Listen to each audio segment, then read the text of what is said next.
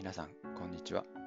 今日は日本語文法応用編として敬語の使い方を説明してみたいと思います。敬語には3つ種類がありますが、これが実際に会話の中でどのように使われているかについて確認してみましょう。はい、こんなシチュエーションを考えてください。受付で A さんと B さんが会話をしています。ここで3つの種類の敬語が使われるということです。3つの種類の敬語というのはこういうものです。もう皆さんご存知でしょうけども、尊敬語、謙譲語、丁重語ですね。英語ではできるだけ元気のテキストに近いように書いておきました。この3つが同時に一つの会話の中で使い分けられる場合にどうなるのか、かなり混乱が見られるようなので、この会話を参考にしながらじっくり考えていきましょう。最初に私が読んでみますから聞いてください。受付でジャパントラベルの山本と言います。田中部長に会いたいんですが、すみません。田中部長は今出張で東京に行っています。そうですか。いつ帰りますか？明日の夕方に帰ると思います。そうですか。じゃあまた明日来ます。はい。すごくさらっとした会話になります。喫茶店かどっかで知り合いのマスターと話しているような、そんな雰囲気ですね。ところで、この尊敬語、謙譲語、丁重語ですが、実は2つの種類に分けることができます。まずは尊敬語と謙譲語。一般に素材敬語と呼ばれているやつです。それに対して、丁重語は代謝敬語というふうに呼ばれています。何が違うかというと、丁重語というのは会話の中で実際に話している、聞いている人がいて使われる敬語です。それに対して尊敬語、謙譲語は話題になっている人がその場にいなくても使えるというふうな敬語です。今 A さんと B さんが会話をしていますが、この2人はどちらかを上位に置くとか下位に置くとか、そういったことはしなくてもいい。でも丁寧に話すべきであるという時に使われるのが丁重語です。この場面ではこれが中心になります。それに田中部長というのが登場します。田中部長は今ここにはいません。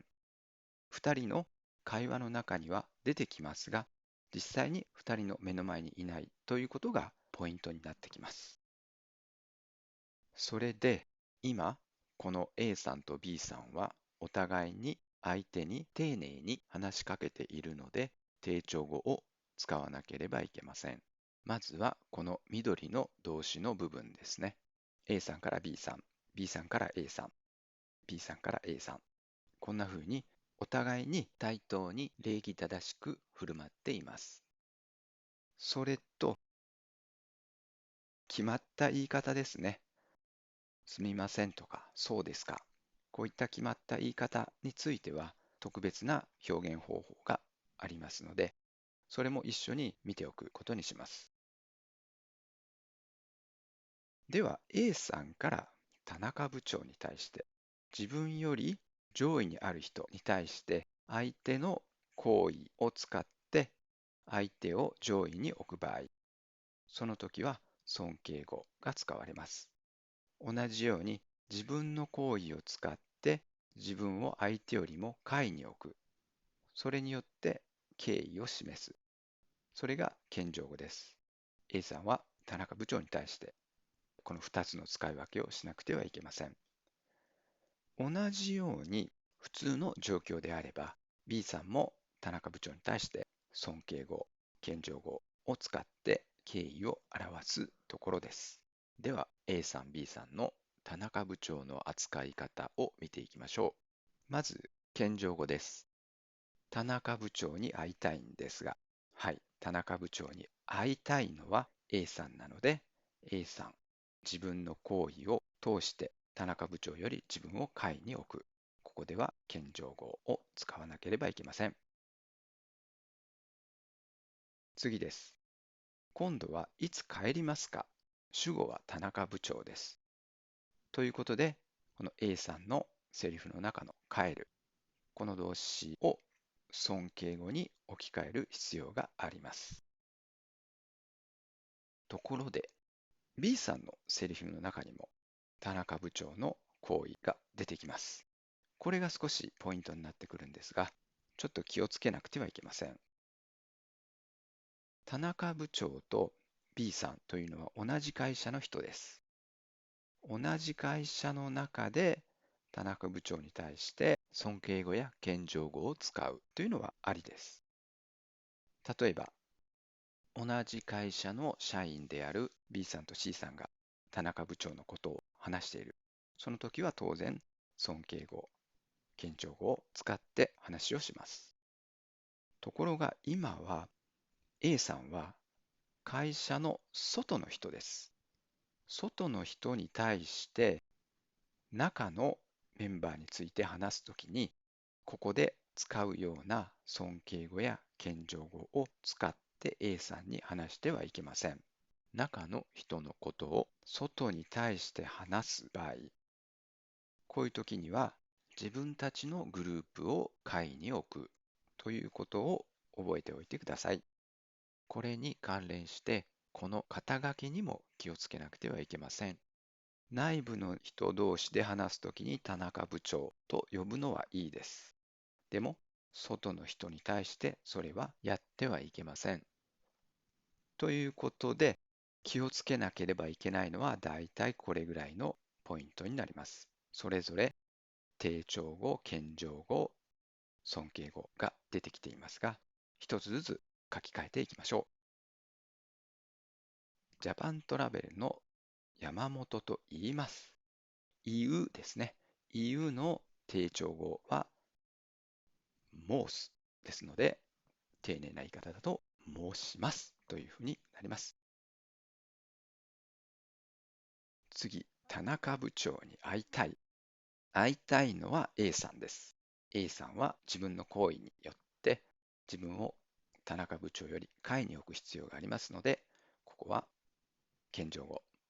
会うの謙譲語はお会いするなので、お会いしたいんですがというふうに言わなくてはいけません。次です。これは謝るときの言い方ですが、すみませんよりもフォーマルなシチュエーションでもっとよく使われている謝り方はこれです。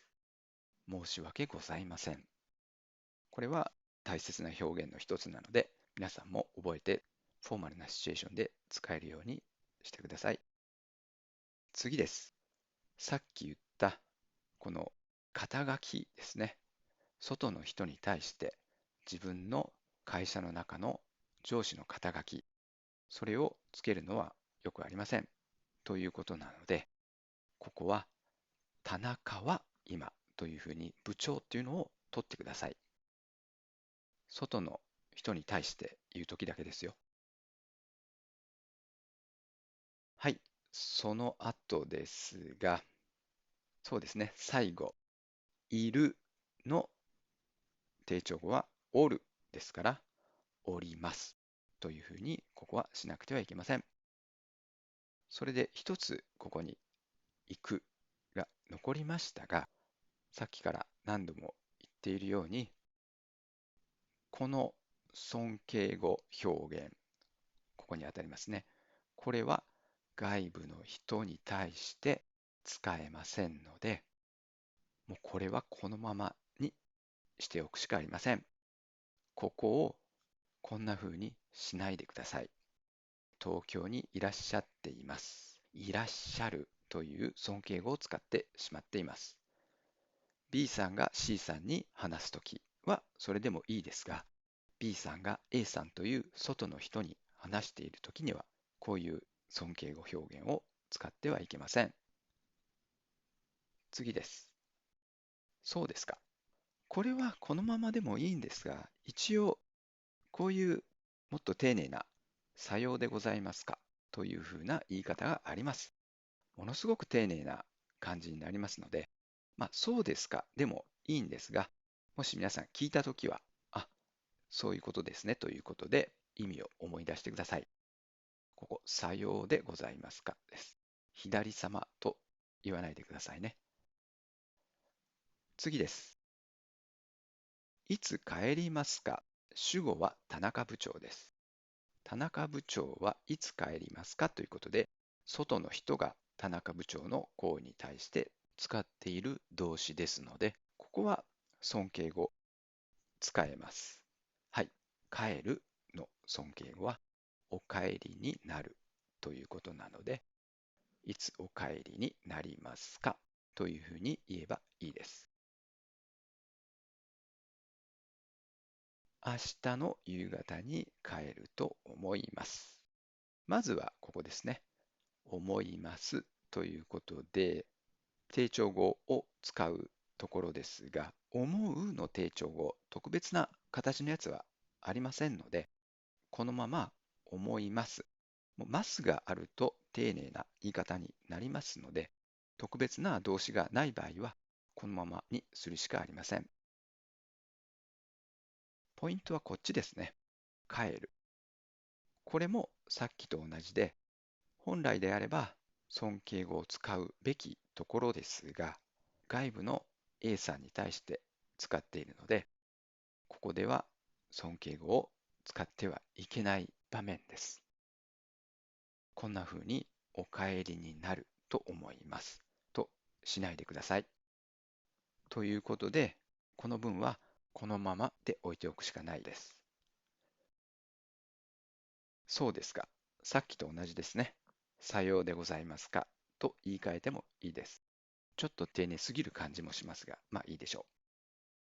最後、また明日来ます。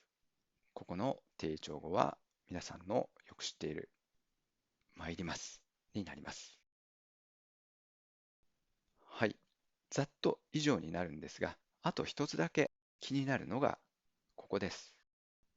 じゃあというのは結構カジュアルな感じになるので、こういうフォーマルな状況では使わない方がいいでしょう。ということで、ではというようにしてください。あと、ちょっとというのもそうですね。ちょっと待ってくださいというのは全然ダメです。少々お待ちくださいといったような、もっと丁寧な言い方に変えていきましょう。では最後に出来上がった文章を私が読みますから耳で確認してください。まず A さんからですね。ジャパントラベルの山本と申します。田中部長にお会いしたいんですが、申し訳ございません。田中は今出張で東京に行っております。そうですか。いつお帰りになりますか？明日の夕方に帰ると思います。そうですか。では、また明日参ります。はい。こんな感じになると完璧でしょう。この3つの敬語の使い分け、かなり難しいと思いますので、完璧に使えるようにならなければいけないとか、そんな風には思いませんが、一つの文化としてこんな風に使われているということ、それからそれぞれの形ですね。どれが尊敬語で、どれが謙譲語か、どれが定調語なのか、その形ぐらいはしっかり頭に入れるようにしてください。今日のところは以上になりますが、また皆さんが教室で困っている顔を見れば何か解説するような動画を作っていきたいと思いますので、期待せずに待っていてください。今日は以上です。ご視聴ありがとうございました。